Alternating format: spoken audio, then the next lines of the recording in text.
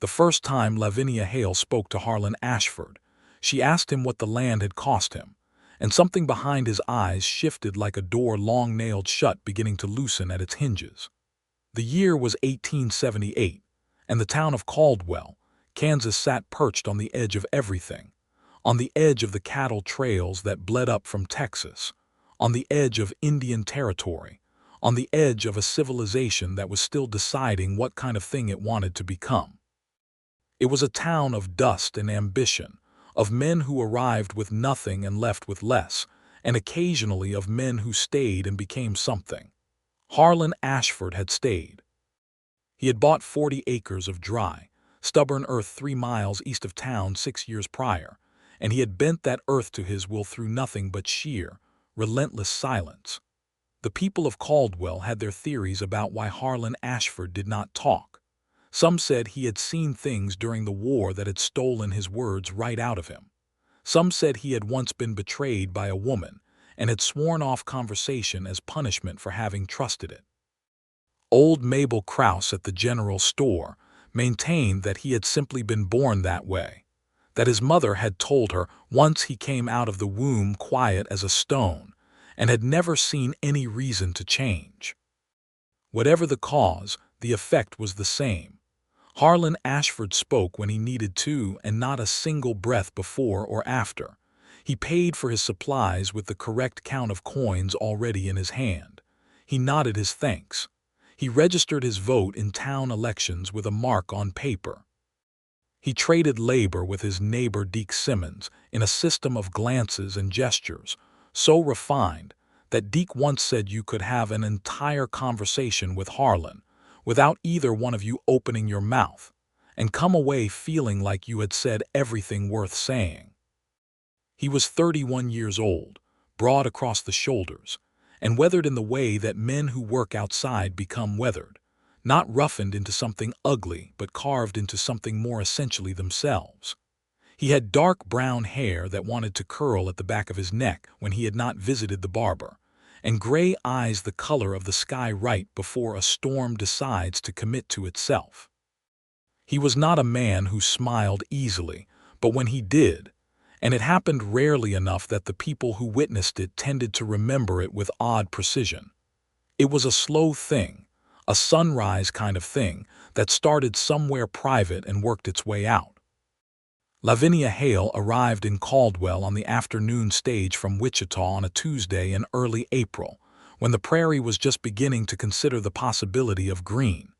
She was 24 years old, carrying a brown leather traveling case that had seen better decades, and she had a letter of employment from the Caldwell School Board folded in her coat pocket. She had come to teach. The previous school teacher, a Mr. Hargrove, had left abruptly in January, left so abruptly, in fact, that some of his books were still in the schoolroom when Lavinia arrived, and a set of arithmetic problems remained chalked on the board, as if he had simply stepped outside for a moment and gotten permanently distracted by the horizon. She had grown up in St. Louis with a father who believed in education the way some men believed in Scripture, and she had inherited both his faith and his collection of books, most of which were currently packed in a crate making their way west by freight wagon. Her mother had died when Lavinia was 12, and the years after had been a kind of hardening, not unpleasant, not bitter, but definite. She had learned to manage things. She had learned to look at a problem and find the practical center of it without losing sight of the human edges. She had brown hair that she kept pinned neatly, eyes the color of good river water, a particular shade of amber green that changed depending on the light, and a way of paying attention when someone spoke that made them feel afterward that whatever they had said had been worth saying. She took a room at the boarding house run by Mrs. Clara Finch, who was 50 years old and had opinions about everything and the generosity to share them without being asked. It was Mrs. Finch who first mentioned Harlan Ashford on Lavinia's third evening in town, over a supper of salt pork and cornbread and very good apple preserves. "There is a man who comes to town every other Saturday for supplies," Mrs. Finch said, passing the preserves without being asked because she had already determined that Lavinia was the kind of woman who appreciated good preserves even if she was too polite to reach for them. Harlan Ashford. He has a farm east of town, 40 acres. Good land now, though it was not when he got it. He has worked it into something. He sounds industrious, Lavinia said. He is. He is also completely silent, not rude, mind you, just silent. In 6 years I have heard that man say perhaps 40 complete sentences, and most of those were at the sheriff's inquest after the Davies barn fire, and even then he kept it to the facts and nothing else. Some people are quiet, Lavinia said. Some people are quiet, Mrs. Finch agreed. And some people have put silence between themselves and the world like a fence post. With Harlan Ashford you cannot always tell which one you are dealing with, but I will say this, he is a decent man. He helped my neighbor Judith Crane mend her roof after the October storms without being asked. Did the whole thing in a single day and would not take a dime for it. Just climbed down off the roof, collected his tools, and went home.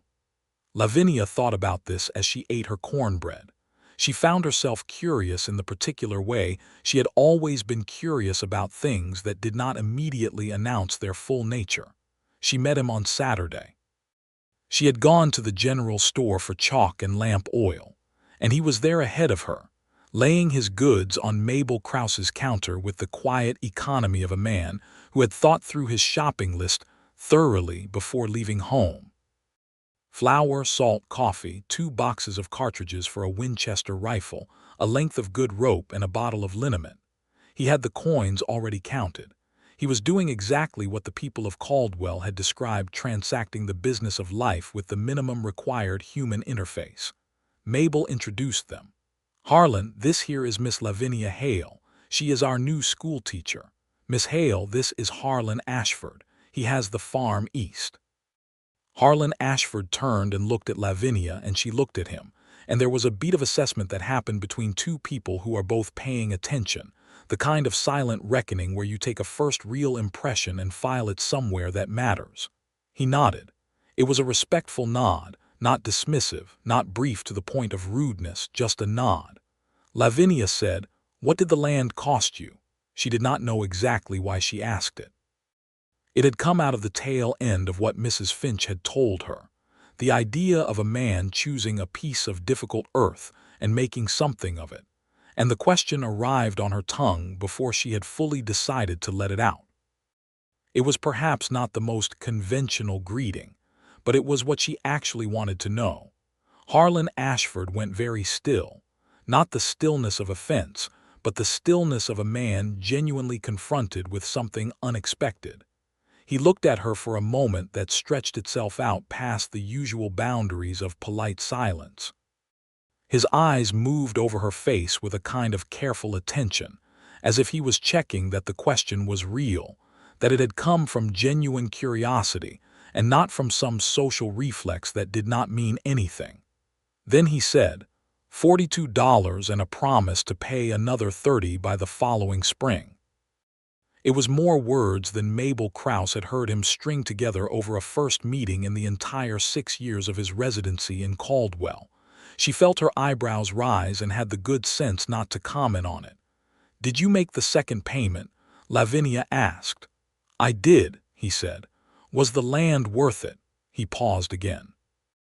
The question was not complicated in its surface meaning, but she was watching him with those river-water eyes, and there was something in the steadiness of her attention that seemed to be asking about more than 40 acres.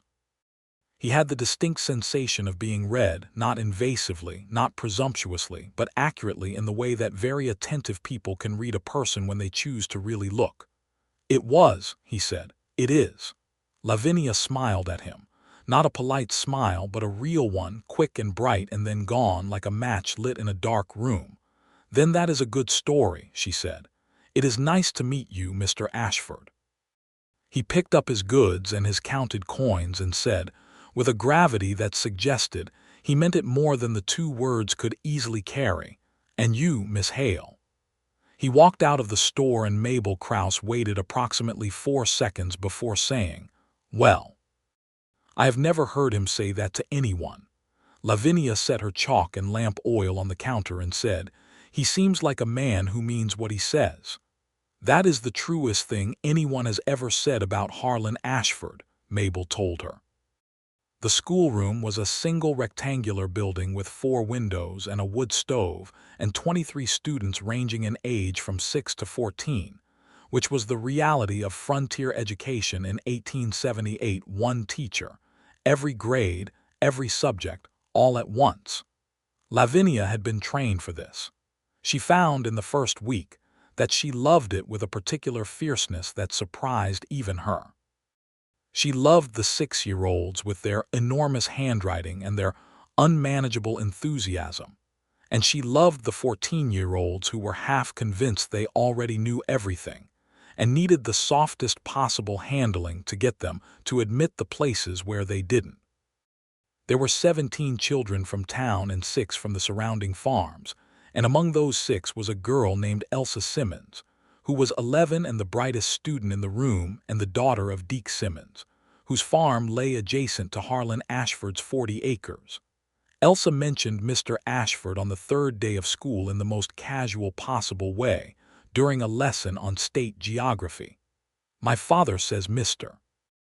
Ashford worked 40 acres of hardpan into the best dryland wheat in the county," Elsa said, with the specific pride of someone reporting a fact they have heard admired by adults they respect. "He says he did it without hired hands. My father helps him sometimes and he helps my father, and that is how they manage it." "That must be very satisfying work," Lavinia said, "building something like that by hand." "My father says Mr. Ashford talks to his horses but not to people," Elsa added, and then looked slightly alarmed, as if she had shared something she had not meant to. Lavinia kept her expression neutral and moved on to the Kansas River basin, but she filed the detail away.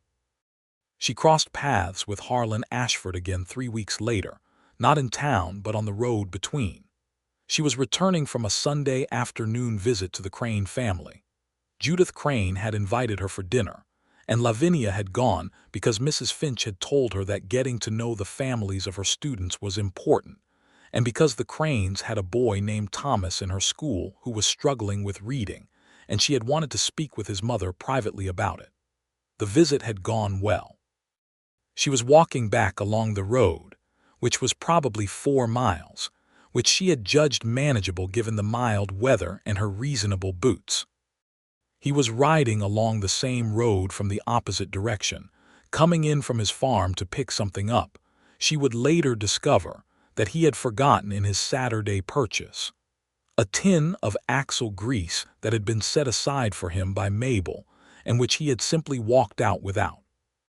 He saw her on the road a 1/4 mile off, alone, and the shadows were lengthening because the afternoon had gotten away from her.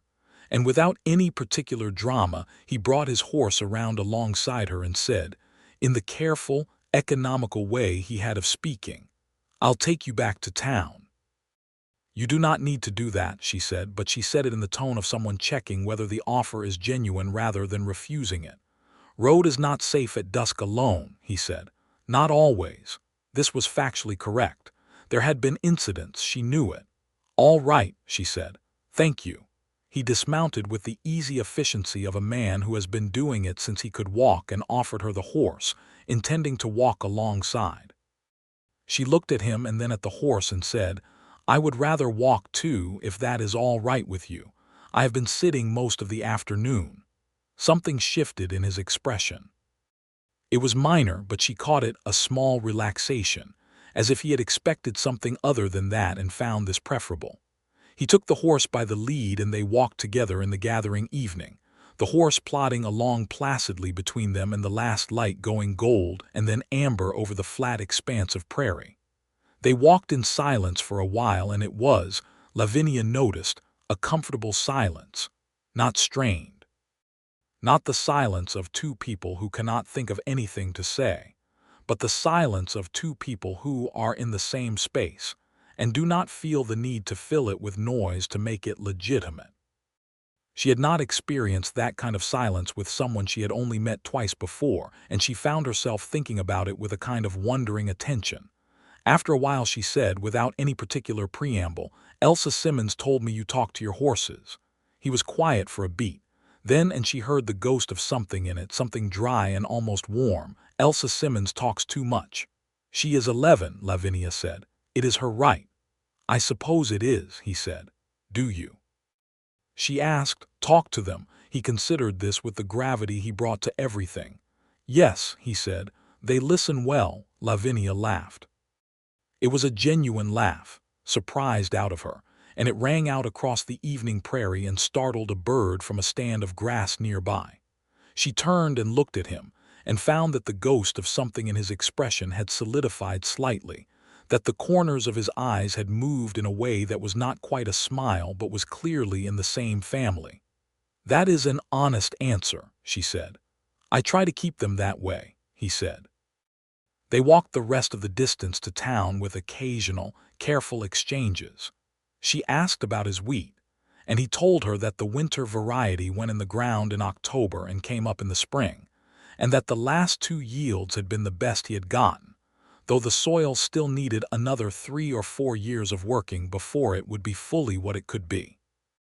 He told her this without any fuss, just as facts, but she listened with the quality of attention she had that made people feel heard.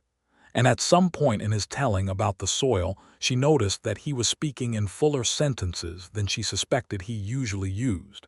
And she was careful not to let any of this show on her face, because she had the instinct that if he became aware of the change, he would retreat from it.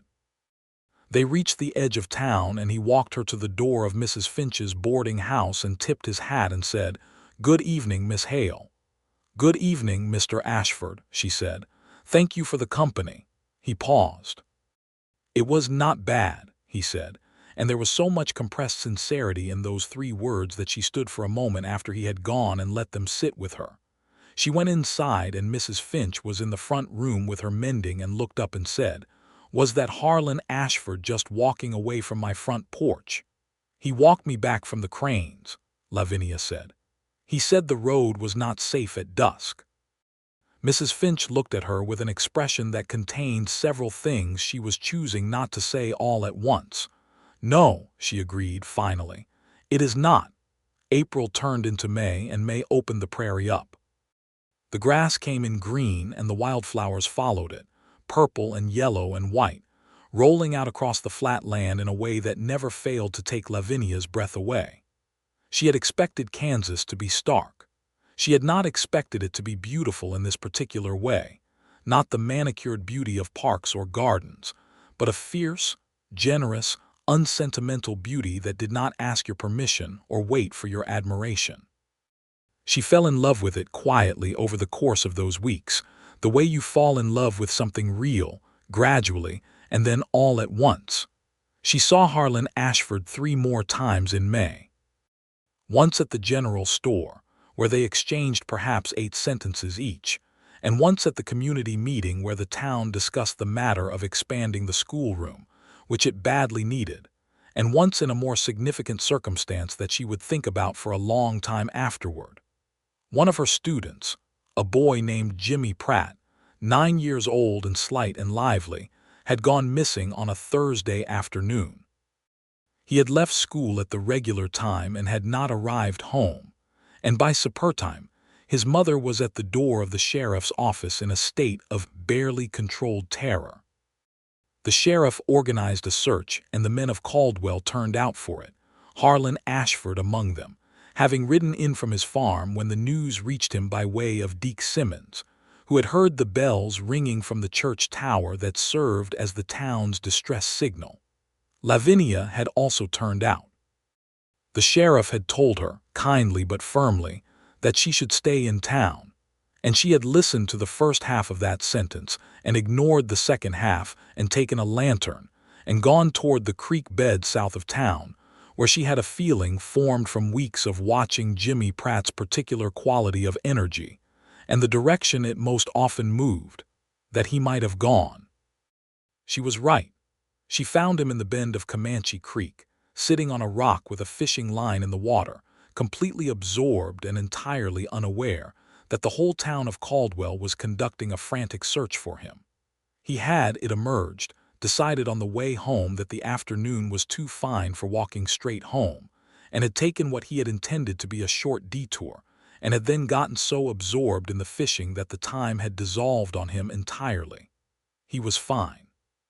She walked him back toward town, holding the lantern, and they met the edge of the search party at the creek road, where the first figure she saw coming toward them through the dark was Harlan Ashford.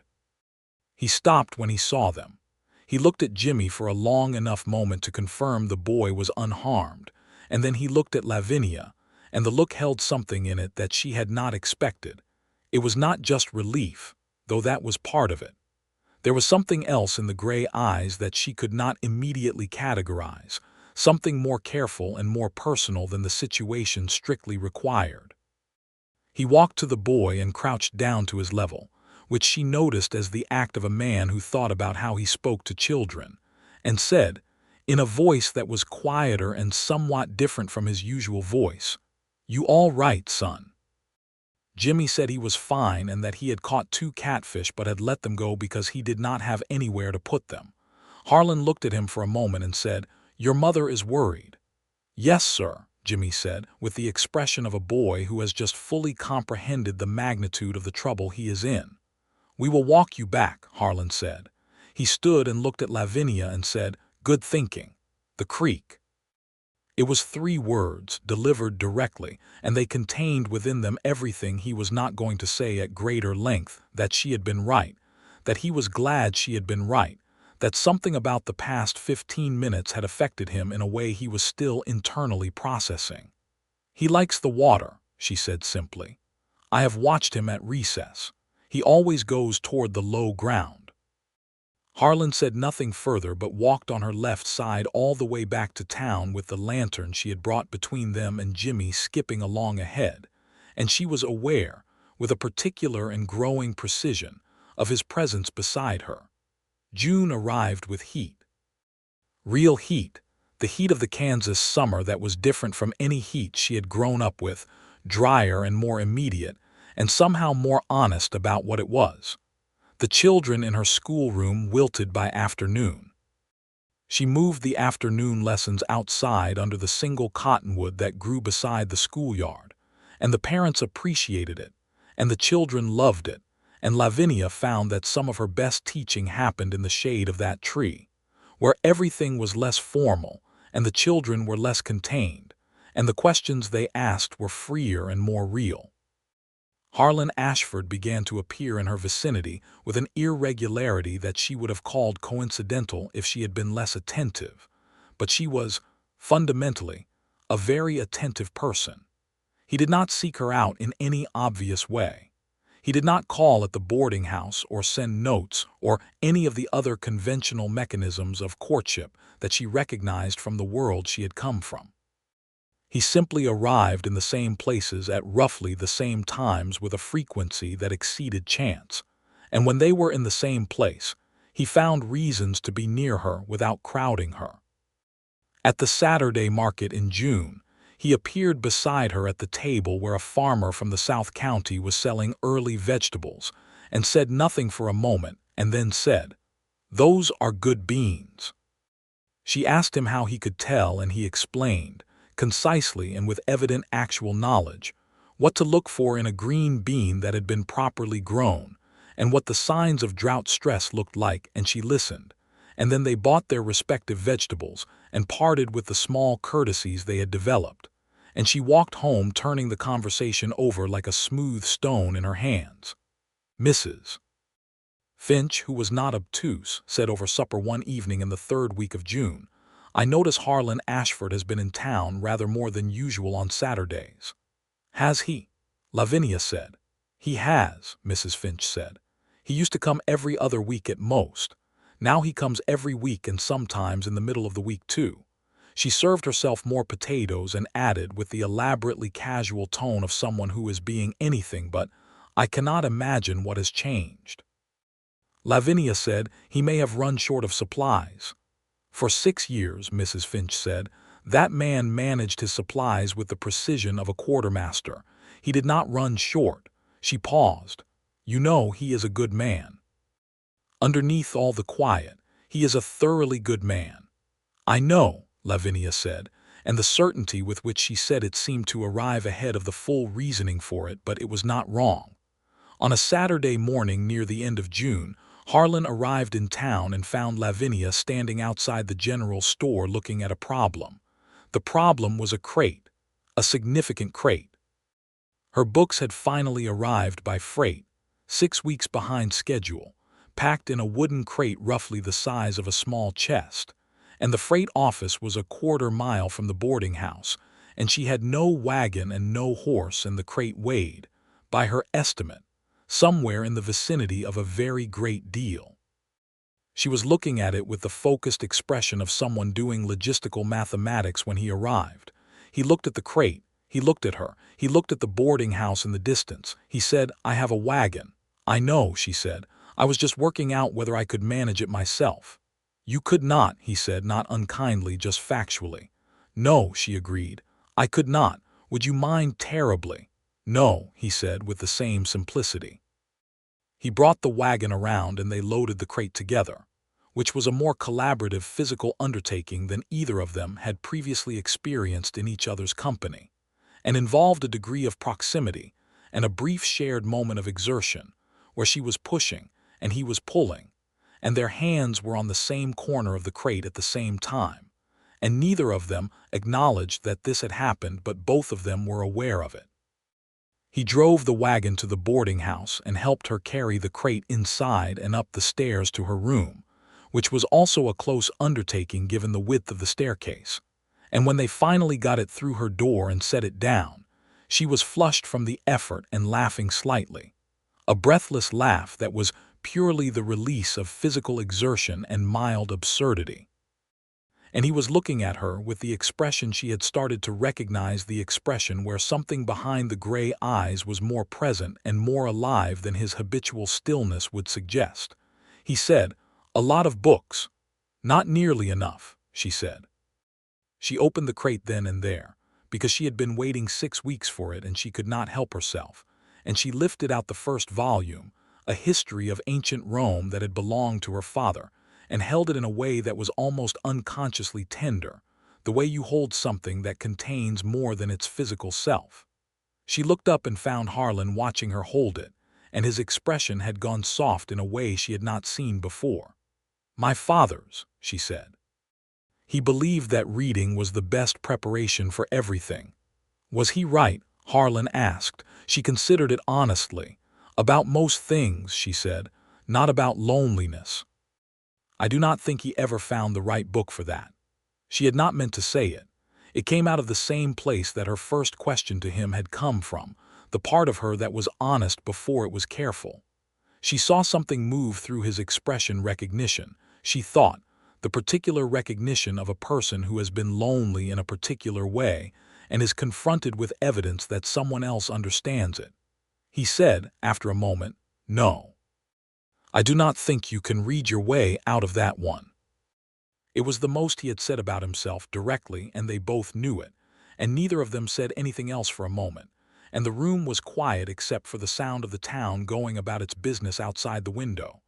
Then he said, I should go. Yes, she said. Thank you, for the books. Yes, he said, meaning all of it, meaning more than the books. July was hot and golden and full of a feeling that Lavinia could not precisely name but recognized as the feeling of something building. She was teaching. She was happy in her teaching in a way that confirmed it had been the right choice, the right place. Her students were learning and she was learning from them, learning the particular textures of this part of the world and the people in it. She was attending church on Sundays and helping Mrs. Crane organize the town library, which was 3 shelves in the back of the general store but was expanding. She was, in the plainest sense of the words, making a life. And Harlan Ashford was in the edges of that life with increasing frequency and increasing significance, and she was not trying to pretend otherwise to herself anymore. He began to talk to her. Not in a dramatic way, not in a way that would have alarmed him if he had noticed it all at once, but gradually, incrementally, the way the light changes when the sun is moving, and you only notice it has changed when you look back at what it was before. He told her about his farm, not just the facts of it but the logic of it, the decisions he had made and why, the 2 winters he had nearly lost the wheat crop, and how he had managed to save it, the particular behavior of the soil in the low eastern quarter that he was still trying to understand after 6 years.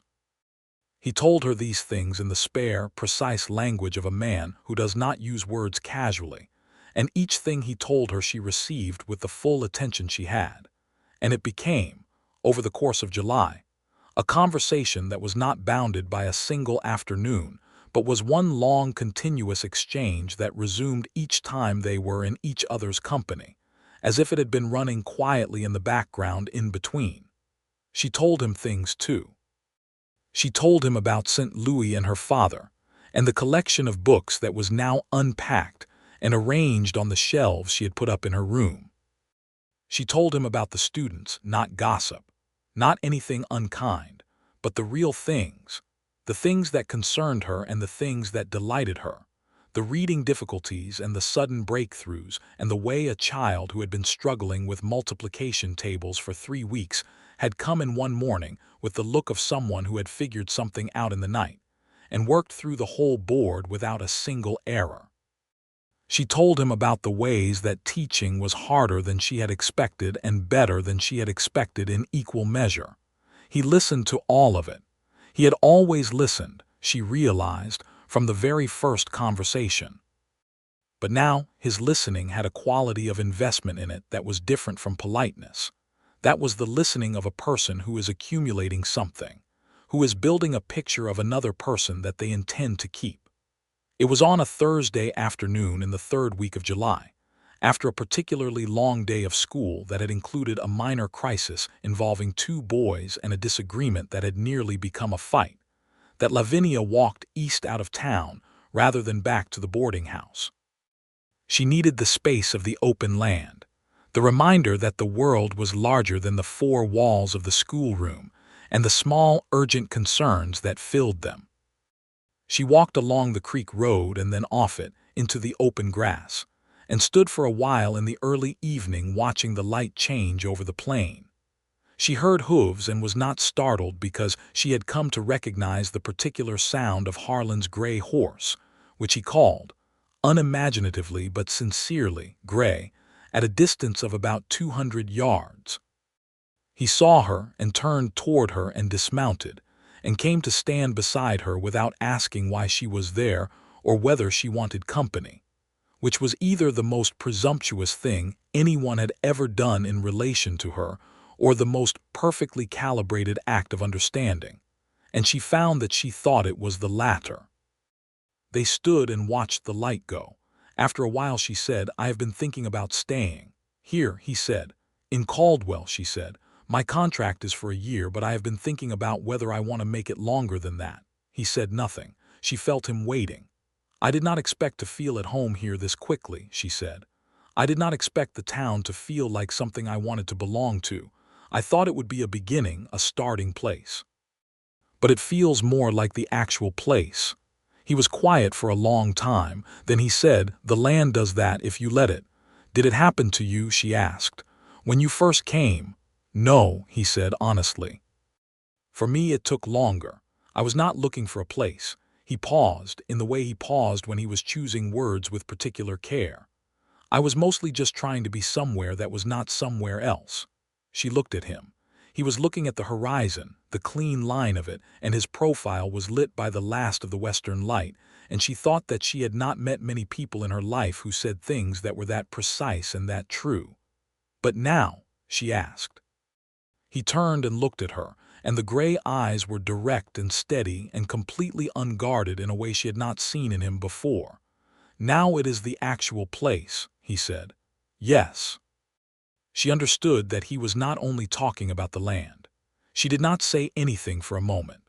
The prairie was very quiet in that particular way it got in the evenings, a broad, all-encompassing quiet that was not empty but full, full of the sounds of insects and the distant movement of the creek and the wind through the grass, and all of it felt right.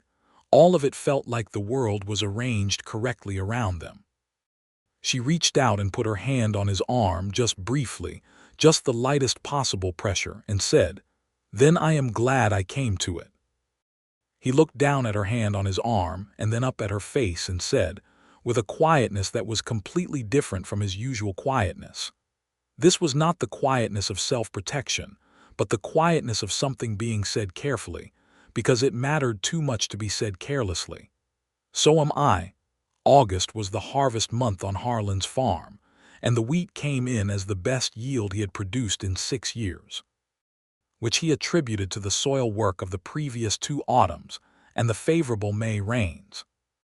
He worked from before dawn until the light failed completely for 10 days straight, cutting and binding, and getting it to the thresher and to market, and Lavinia saw less of him during those 10 days than she had in the 2 months prior, which told her something about herself, that his absence registered, that the texture of her week was different without him in it. He came to town on the first Saturday after the harvest was in, cleaner than she had seen him in 2 weeks, and with the particular lightness of a man who has finished a very large piece of work and knows it went well. He found her at the Saturday market, and she looked at him and said, "Good harvest." "Yes," he said, and the simple word contained about a month of work. "Congratulations," she said, and meant it fully. He looked at her for a moment and said, "I'm making supper at the farm tonight. Would you come?" It was the most direct thing he had said to her yet in personal terms, and she understood the weight of it, understood that it had cost him something to ask it because he was not a man who asked for things easily, and she said, "Yes, I would like that."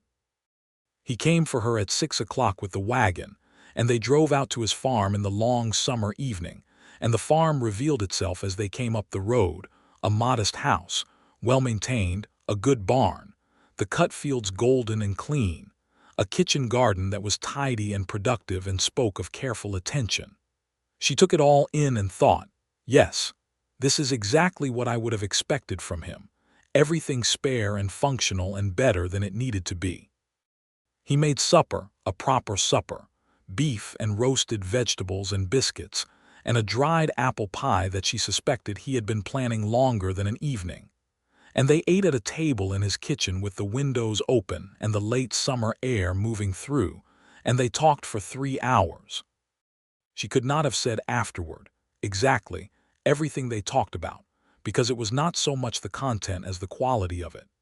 It was the most extended, uninterrupted conversation she had ever had with him, and it was unlike any conversation she had had with anyone else, not because of the things that were said, but because of what was underneath them, the feeling of 2 people giving each other their full, honest attention and finding, in doing so, that they were not alone in the ways they had been alone.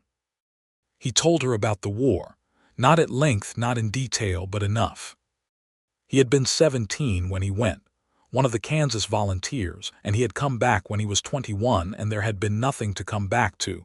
His parents were gone, the farm they had worked was someone else's, and he had spent several years, he said, simply moving, working for wages, keeping to himself because it was easier than the alternative. And then he had found the 40 acres and he had stopped moving.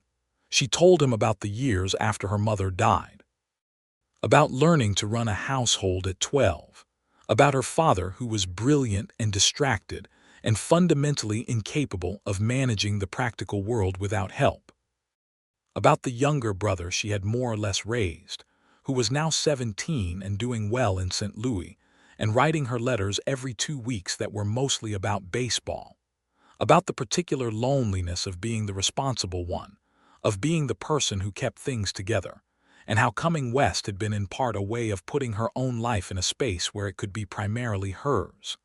He listened to all of this with his full, real attention. And then at some point in the 3rd hour he said, "I have not talked this much in I do not know how long."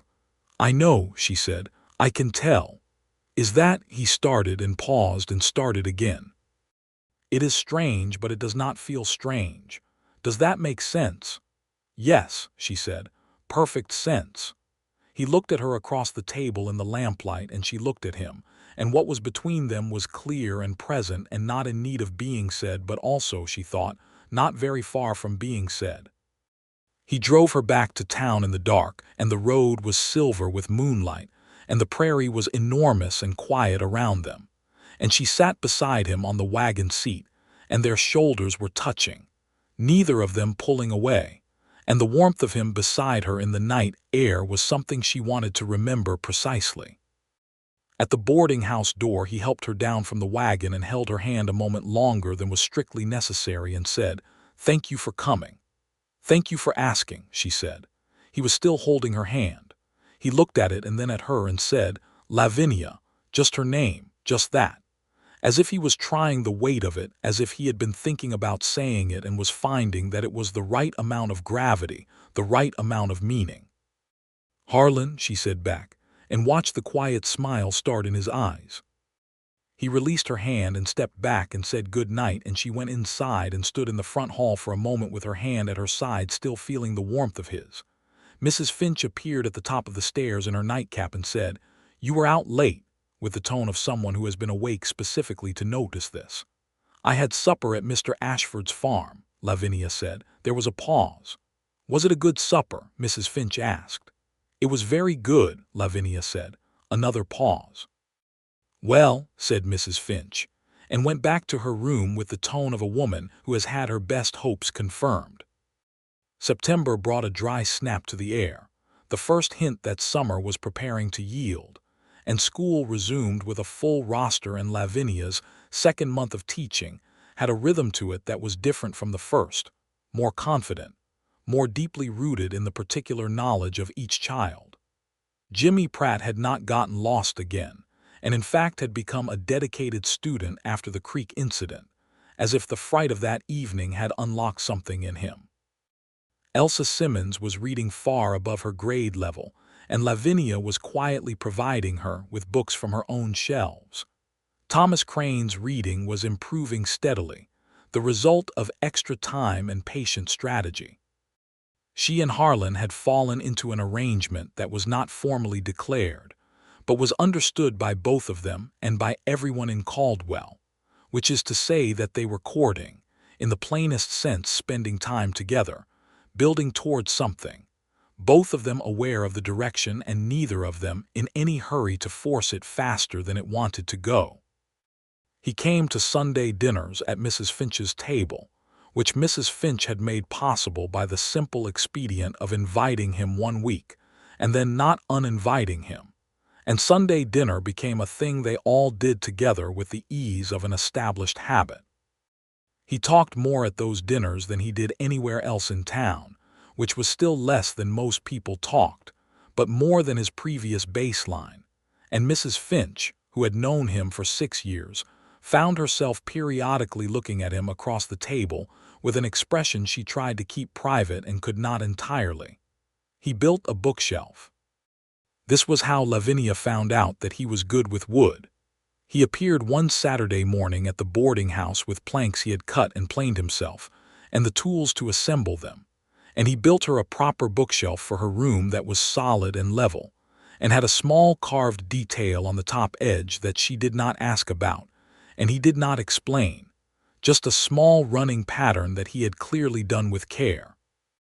And when it was finished and the books were on it, she stood back and looked at it and felt something in her chest that was warm and aching and exactly right. "You did not have to do that," she said. "I know," he said. "It is beautiful," she said. "You are good at this." He looked at the shelf with the considering expression of a craftsman reviewing his own work. "Furniture is honest," he said.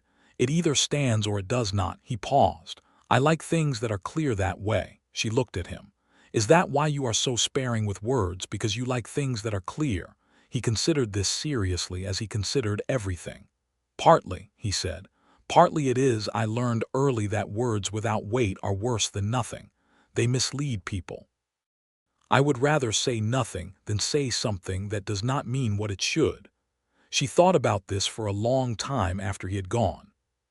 She thought about what it meant that a man who had built his whole life around the principle of saying only what he meant had been saying more and more to her, had been, for 3 months now, expanding the borders of what he chose to put into words.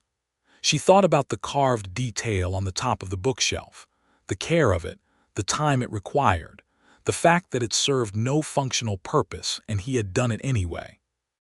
On a Friday evening in the second week of September, he came to the boarding house, not on a Sunday, not in passing, but specifically and with clear purpose.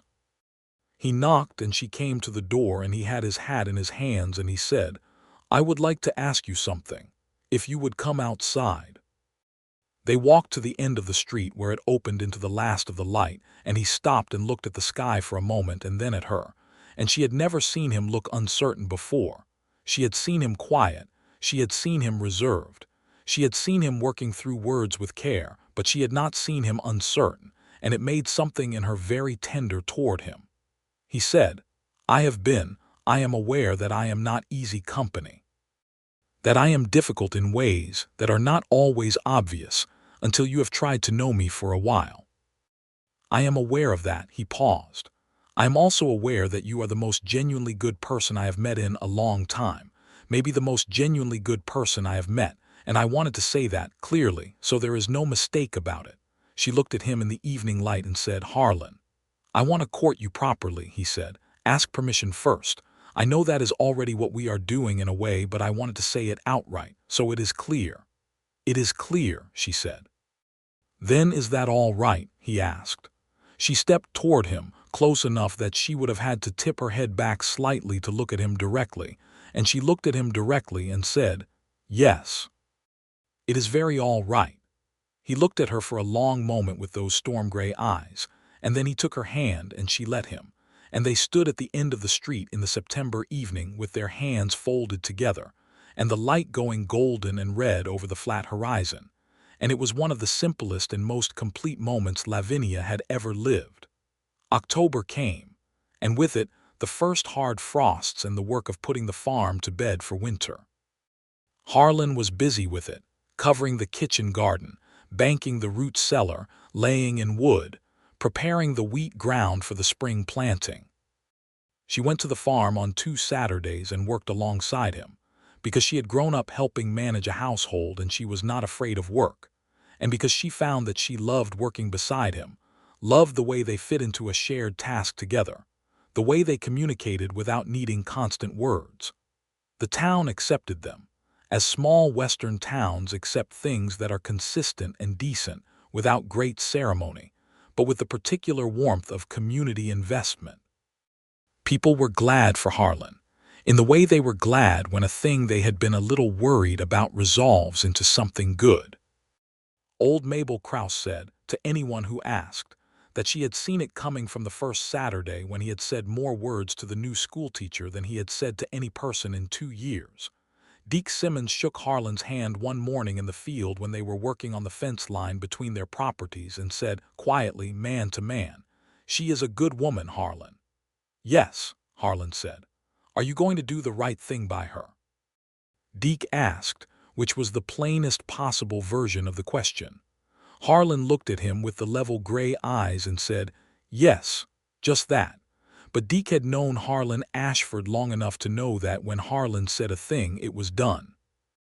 It was an evening in late October, with the first real chill in the air and the sky going dark early and the lamp burning warm in Mrs. Finch's parlor, that Harlan came to the boarding house with something different in his manner.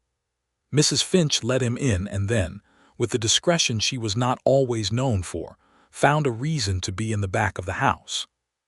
He sat across from Lavinia in the parlor, which was something he had not done before. They usually talked in the kitchen or outside or on walks, always in motion, always in open space. The parlor was formal. He had chosen it on purpose. He said, "I have been thinking about how to say this for several weeks." She folded her hands in her lap and waited, completely still. "I know that I know what I am," he said. "I am not a man who is easy to live with. I am quiet where you might want conversation. I am slow where you might want quickness. I have got 40 acres of hardpan and a good horse and a barn that has needed a new roof for 2 years and I am still putting it off." He paused. "I have also not said a word to you that I did not mean completely."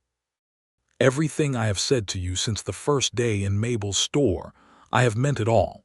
And what I want to say to you now," he stopped.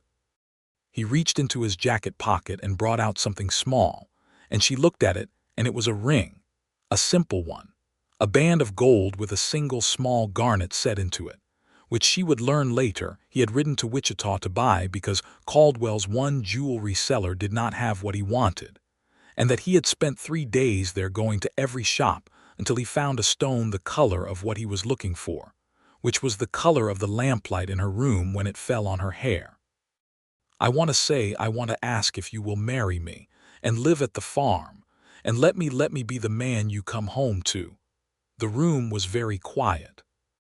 She looked at the ring and at his face and thought about everything that had accumulated between them, every conversation and every silence and every walk in the prairie evening and every meal and every hour of work. And she thought about the bookshelf and the carved detail on the top of it and the way he had said her name, that first time, just her name like a test of its weight. She said, "Yes, Harlan. Yes." He exhaled, and it was the exhale of a man who had been more uncertain about the answer than he had let show, and the relief in it was almost visible. He reached across and took her hand and put the ring on her finger and looked at it sitting there, the small red stone catching the lamplight. "The garnet," she said. "It is the color," he started and then stopped, and she could see him deciding whether to finish. "Tell me," she said. "It is the color of the lamplight in your room when it falls on your hair," he said plainly like a fact.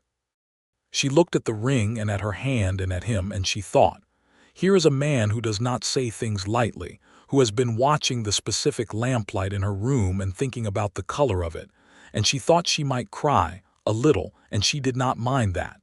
He stayed for supper. Mrs. Finch, who had been not listening from the back of the house, came into the kitchen when she heard the parlor door open and looked at their faces and then at Lavinia's hand and made a sound that was not quite a word but was entirely celebratory. "Well," she said, "finally, Harlan Ashford, you took your time." "Yes," he said, "but I meant it." Mrs. Finch laughed, a full, genuine laugh, and said, "You always do, dear, that is the thing about you. You always do." They were married in December, in the small church on the main street of Caldwell, in a ceremony that was simple by design and attended by what felt like the entire town, because the people of Caldwell had decided, collectively and without formal organization, that this was an occasion worth showing up for.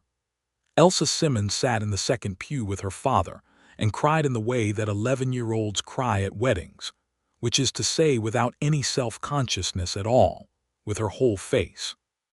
Jimmy Pratt sat beside her and was trying very hard not to admit that his eyes were wet. Old Mabel Krause wore her good shawl. Deke Simmons stood up with Harlan because he was the closest thing to a best man that a man like Harlan could have, a man who had known him by silence and by labor and by shared land, and who had seen him change and been glad of it. Lavinia wore a dress that she had made herself over the past 6 weeks, blue wool that was the color of the Kansas sky in November, which was a particular deep, serious blue, and she carried a small bunch of dried prairie wildflowers because it was December and fresh ones were not to be had, and she stood at the front of the church and looked at Harlan Ashford standing there in a dark coat that fit him properly, and with his dark hair recently cut and the gray eyes on her. Steady and unguarded and full, and she thought, there you are. The minister asked the vows and they said them, both of them in clear voices, with the full weight of every word. And when the minister pronounced them married, Harlan took both her hands and looked at her for a long moment before he kissed her. And the look contained everything. The 6 years of silence, and the 3 months of learning to speak, and the 40 acres of hardpan turned to wheat ground, and the bookshelf and the garnet ring, and all the things he had meant, and all the things he had finally said. Winter at the farm was its own kind of life, and Lavinia settled into it with a thoroughness that surprised her only in how natural it felt. She taught school in the mornings and early afternoons and came home to the farm home. She called it already, instinctively and without revision, in the late afternoons, and the evenings were theirs. Quiet evenings, most of them, with the wood stove burning and the books on the shelves he had built, and the sound of the wind across the flat land outside, and the two of them reading or talking or sitting in the comfortable silence that had always been one of the first things she had noticed about him, that his silences were not empty. He was different at home than he was anywhere else. Not different in nature. The essential self was the same but more fully himself, the way something is when it is in its right place. He talked more here than anywhere, here with her alone in the evenings, and what he said in these conversations was not the spare, functional language he used in town, but something fuller, something that had been waiting behind the economy of his public speech. He told her about the land and the wheat and the seasons with a love for it that was evident in every word. He told her about books he had read in the long silent winters before her. He asked her about her students with genuine attention and remembered what she had told him and followed up on it, asked how Thomas Crane was doing with his reading, whether Elsa Simmons had read the book she had lent her. He was, she thought, one of the most truly interested people she had ever met, not in the gregarious, surface-covering way of people who talked a lot, but in the deep, settled way of a person who, when they attended to something, attended fully. She loved him in a way that felt different from what she had expected love to feel like, not less than she had expected, but differently shaped. It was not the tumultuous thing she had read about in novels. It was more like gravity, a steady pull toward the same center, a natural orientation, the feeling of always knowing where north was. Spring came back to the prairie, and with it the planting season and the green coming up in the fields and the particular smell of turned earth that Lavinia had come to associate with everything good and right and ongoing about her life. She was expecting their first child. They had found out in February, and Harlan had received this news in a way that was entirely characteristic of him. He had been very still for a long moment, and she had not been entirely sure what was happening behind the gray eyes, and then he had reached out and taken her hand and said, quietly, "Are you well?" "Very well," she had said. "Good," he said. And then, after a pause, "Good." And the second one had meant something different, meant the other thing, the larger thing, the joy of it. He became solicitous in the way of a man who is being careful because he is not entirely sure how to navigate new territory, but is determined to do it well. He took over more of the outdoor work. He drove her to school and back instead of letting her walk. He woke up early and had the kitchen warm before she was up, which she noticed and did not comment on because she knew he would be embarrassed if she made it too large. She came down the first morning to find the stove burning and coffee already on and him at the table with the farming journal he read each week, and she stood in the kitchen doorway and looked at him and thought, "This is what I have." The baby came in October, a boy, strong and loud from the first moment, which was a surprise given who his father was, and they named him Caleb, which had been Harlan's father's name. He had a head of dark hair and the indeterminate eyes of the very new that would eventually, over the following months, settle into gray. Lavinia's gray, lighter than Harlan's. The combination of both of them, watching the world with calm, thorough attention. Harlan held his son with the same careful, exact quality he brought to everything, and looked at the small face with an expression that was the most completely unguarded she had ever seen on him, all the stillness gone, all the reserve dissolved into something purely and openly tender. He said very quietly to the boy in his arms, "Hello." Lavinia, watching from the bed, said, "He is listening." Harlan looked up at her. "He has your eyes. He has your nose," she said. "I am sorry for him then," Harlan said, and the warmth in it, the dry, gentle humor that she had come to know as his particular signature, made her laugh even in her exhaustion, and he smiled, the real one, the slow sunrise one, and she thought she would remember this room and this moment and this specific version of his face for as long as she lived.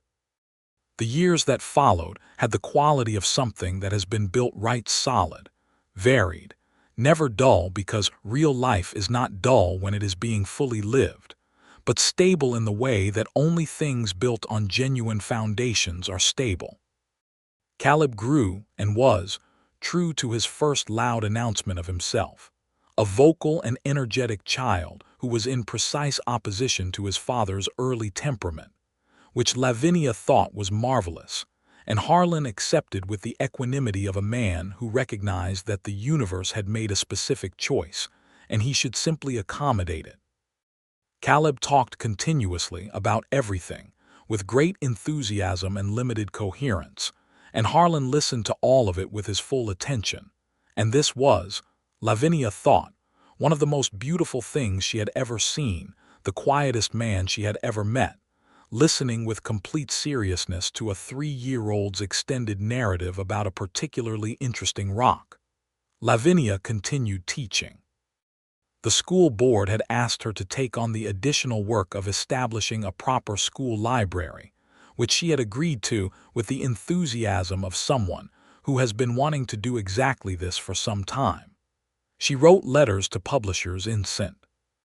Louis and to her old teacher in the city, who sent donated books by the crate, and within a year the library had grown from 3 shelves in the general store to a proper cabinet in the school building, and then to a room of its own, which was built with timber donated by 3 families and labor organized by Deke Simmons, and most significantly by Harlan, who spent 3 Saturdays building the shelving with the same careful craft he brought to everything.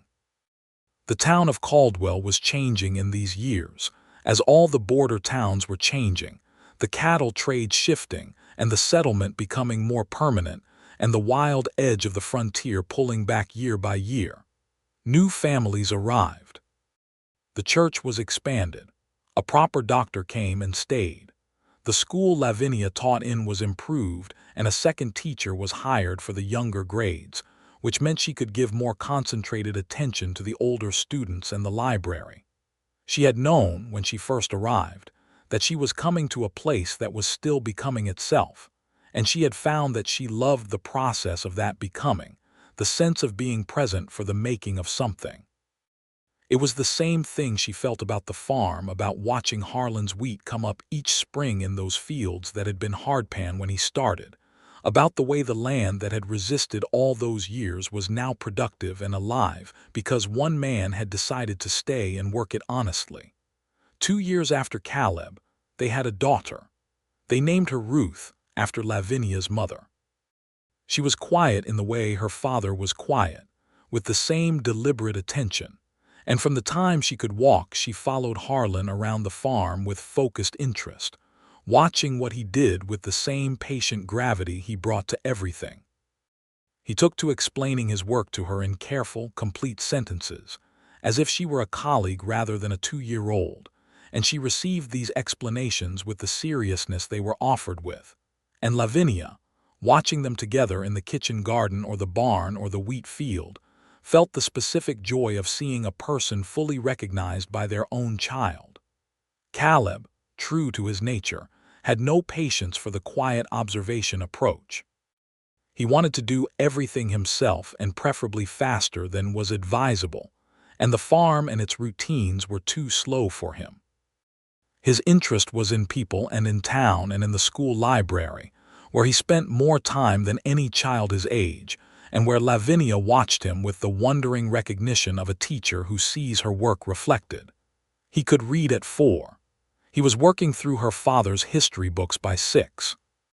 He asked questions constantly, about everything, and both his parents answered them, Lavinia with the full educational apparatus she had been building for years, and Harlan with the spare, precise knowledge of a man who had learned most things directly from practice and whose answers were, therefore, very reliable. There was a difficult year when Caleb was 7 and Ruth was 5. A drought came through in the summer, the kind of drought that does not ask permission, and the wheat crop was half what it should have been, and the kitchen garden struggled, and the river ran low, and the whole region felt the stress of it. Harlan managed it with the same steady quality he brought to everything, cutting expenses and extending credit at the general store, and making the root cellar provision stretch. He did not say much about how worried he was, because he was not, by nature, the kind of man who voiced his worries until he had assessed their actual size. But she knew.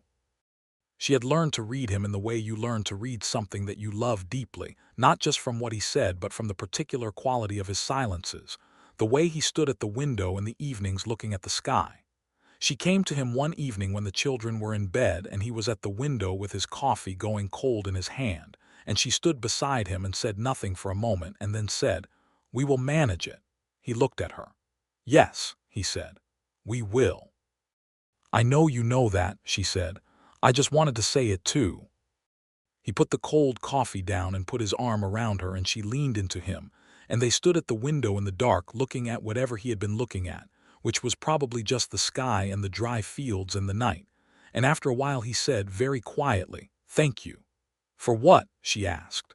For he started and paused, and the pause had the quality of a man who has something he wants to say and is thinking about how much of it to put into words. "For being here," he said finally. "And for not needing it to be easier than it is." She understood exactly what he meant. She had always understood exactly what he meant. The drought broke the following year. The wheat came back better than ever, and the 2 years after were the most productive the farm had seen. Harlan hired a hand for the harvest season, a young man of 20 named Isaac Bright who had come from Missouri and was hardworking and honest, and who quickly discovered that working for Harlan Ashford meant learning a great deal while hearing very little, which he later said was the best education he had ever gotten. Lavinia's brother Eli came to visit from St. Louis when Caleb was 8. He was 26 now, well-grown and cheerful and slightly overwhelmed by the prairie, which he had not quite imagined correctly, and he spent 2 weeks at the farm trying to be useful and mostly succeeding, and asking his sister approximately 150 questions about what her life was like, which she answered with the simple pleasure of someone describing a thing they love to someone who loves them. He watched Harlan with the attentiveness of a younger brother taking measure of the man who had his sister, and on the last evening of his visit, when the children were in bed and Lavinia was in the kitchen and Harlan was on the porch, Eli went outside and stood beside him in the way men do when they want to say something and are not sure how to begin. After a while Eli said, "She is happy." Harlan said, "Yes." "I mean really happy," Eli said. "Not just I have not seen her this fully herself since before our mother died, maybe not even then." Harlan was quiet for a long moment. The night was very large around the farm, the stars enormous in the way they were enormous out here, away from city light, and the prairie was full of the sound of insects. "I know it," Harlan said. "I know how fortunate I am." Eli looked at him and nodded. "She asked me once in a letter whether I thought she had made the right decision coming out here," he said. "She wrote it and then crossed it out, but she had only done one cross of the pen and I could still read it under the ink. I think she was afraid she was giving up something." He paused. "I think she found something instead." Harlan looked at the sky. "So did I," he said. Eli went back to St. Louis and wrote a letter to his sister 2 weeks after getting home, which said in part that she had made the best decision of her life, and that her husband was exactly the kind of man who deserved her, and that he had never felt so confident about both of those things as he did now. Lavinia read the letter at the kitchen table and showed it to Harlan, who read it and looked at the table for a moment and said, "Your brother is a good man." "He is," she said. "He said you deserved me." "He is generous," Harlan said. "He is right," she said. He looked at her with the gray eyes that she knew in all their weathers by now, the storm gray and the calm gray and the early morning gray and the particular gray they went when he was moved but was not going to say so at full length, and he said, very quietly, "I try to be." The children grew. Caldwell grew.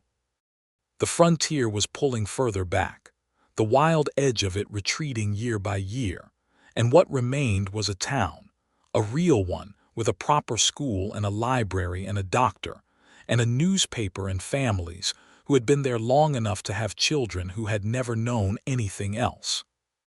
Ruth, at 12, was reading her grandfather's history of Rome and asking her mother questions about it that sent Lavinia back to the text herself to think through the answers carefully.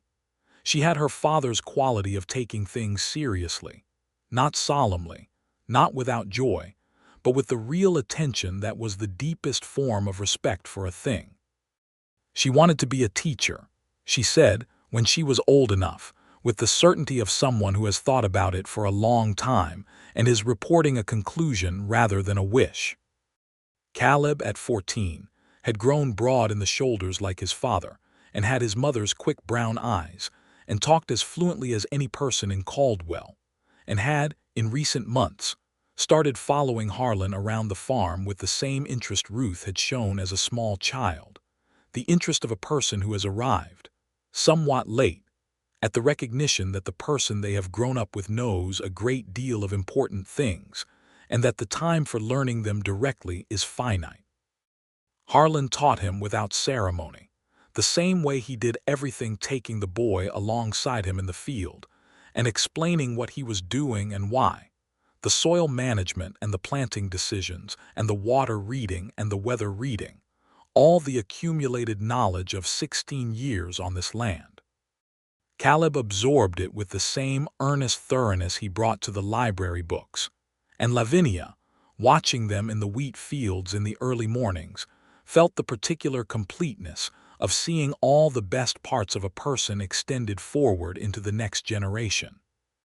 She was 39 years old, and she thought sometimes about the woman who had stepped off the stage in Caldwell 15 years ago with a brown leather traveling case and a letter of employment and a curiosity that was bigger than her caution. She thought about the first question she had asked a man who had not said a word that was not necessary in 6 years. She thought about how the question had been simple, "What did the land cost you?" and how the answer had been simple too, and how everything that had grown from that first exchange had grown from the same soil as Harlan's wheat, slowly, honestly, through patient and unglamorous work and a willingness to stay. There was an evening, in the summer of what must have been their 14th year of marriage, when the children were older and the farm was fully established, and the wheat was standing in the fields as tall and clean as she had ever seen it. They had eaten supper, and the children had gone to tend to their own things, and she and Harlan were on the porch in the long evening light, which was golden in the particular way of late summer, and she had her book open in her lap, and he had his hat tipped back, and they were simply there, simply present in the way they had learned to be with each other across all those years, comfortable in the shared silence in the way that only people who have also talked about everything can be silent together. She looked at him in the golden light and said, out of nothing in particular except the fullness of the moment, "Do you remember what I asked you the first time we met?" He looked at her. The gray eyes were calm and warm, and all the old reserve was not gone exactly, but had been placed at rest, the way a thing that has been protecting something all its life can be put down when the thing it was protecting is no longer in danger. "What did the land cost you?" he said. "You answered it," she said. "It was worth answering," he said. She smiled at him, the full, honest smile that she had given him early and had given him ever since. "And then you kept answering," she said. "You did not stop." He was quiet for a moment. "No," he said, "I did not." She looked out at the fields, golden in the evening, and at the sky that had been her sky for 15 years now, the enormous Kansas sky that was different from any sky she had ever known, and she felt the weight of all of it, the good accumulated weight of a life that was real and full and hers. "Do you know," she said, "what I think?" "Tell me," he said in the low, full voice she loved best, the voice he had only for her and for his children and for the horses he had always talked to because they listened well. "I think," she said, "that you were always capable of it, the talking, the full version of yourself. I think you were waiting for someone who was going to ask the right question." He was quiet for a long time. The evening moved around them, the insects and the wind and the distant creak of the barn in the breeze, and the sun was getting low and the shadows were long and soft. Then he said, "I think you are right." A pause. "I am glad you asked it. I am glad you answered," she said. He reached over and took her hand in the way he had been taking her hand for 15 years, with the same unhurried certainty, the same sense of something absolutely right, and they sat in the evening on the porch of the farm that he had made from hardpan and silence and sheer patient will, and she leaned her head against his shoulder, and the last of the sun went gold, and then red over the edge of the plain. And the wheat stood in the evening fields, and the house behind them was warm and full of the sounds of their children's lives. And Lavinia Hale, who was also Lavinia Ashford, closed her eyes and listened to the whole of it and was completely, entirely, immovably content. That fall, Ruth came to her mother with the letter she had been drafting to the county school board, applying for a teaching position at the new schoolroom being built in the growing settlement 8 miles south, and Lavinia read it over and corrected 2 small things and handed it back and said, "Send it." Ruth did. She got the position. She was 18 and steady and exactly ready, and Lavinia stood on the porch and watched her daughter ride toward her first classroom on a cold October morning, and felt something in her chest that was equal parts pride and tenderness, and the bittersweet recognition that the best things you build are the things that go on without you. Harlan came and stood beside her and watched too. After Ruth had disappeared down the road, he said, "She will be good. She will be excellent," Lavinia said. "She gets that from you," he said. "She gets the patience from you," Lavinia said. "Fair division," he said. She laughed and put her arm through his, and they stood on the porch in the October morning with the cold air on their faces and the farm around them and the empty road where their daughter had been, and it was not sad exactly. It was the feeling of something completed correctly, the feeling of a thing done right. Caleb, 2 years later, married a young woman named Clara Aldridge, from a family that had settled north of town, a cheerful and capable person who made Caleb slightly more organized and made the farmhouse considerably louder on Sundays when they came to dinner, and who Harlan seemed to like immediately in the particular way he signaled that he liked people, which was by talking to them without being prompted, which Clara noticed on their second Sunday dinner and mentioned to Caleb on the way home. "He talked to me almost the whole meal," she said, with the tone of someone who had been briefed on Harlan's general conversational approach and was updating her expectations. "That means he likes you," Caleb said. "How do you know?" she asked. "Because he spent the whole dinner my first girlfriend came to not saying a word," Caleb said. "What happened to her?" Clara asked. "She moved to Denver," Caleb said. "I think she found the silence alarming." Clara considered this. "I find it rather restful," she said. "That," said Caleb with the conviction of a man who has grown up understanding something that took him a while to articulate, "is probably a good sign." Harlan and Lavinia's second grandchild, Caleb and Clara's first son, named James, arrived on a May morning when the prairie was green and the wheat was up and the farm was at its best, and Harlan held him in the kitchen with the same expression he had held Caleb with all those years ago. All the reserve dissolved, and said, in the quiet voice, "Hello." "He is listening," Lavinia said from across the kitchen, because some things did not need to change. Harlan looked up at her and smiled the slow, sunrise smile. The farm that had been 40 acres of hardpan in 1872 was, by the time Lavinia stopped counting exactly, a producing enterprise that was among the best in the county, known for its wheat and for its careful management, and for the steady, considered presence of the man who ran it. The man himself was older now, the dark hair gone mostly silver and the gray eyes carrying the particular depth of a person who has lived fully in one place for a long time and knows the specific weight of every year of it. He had not become more talkative with age exactly. He had become more fully himself, which was not the same thing as talkative but was something better. A person who spoke when there was something worth saying and who meant every word he said, and who had the uncommon grace of a man at complete peace with his own nature. And Lavinia, who had come west at 24 with a brown leather traveling case, and a question that had surprised herself when she heard herself ask it, had made the life she had come to make, and had made it more fully and more richly and more truly than she had thought possible.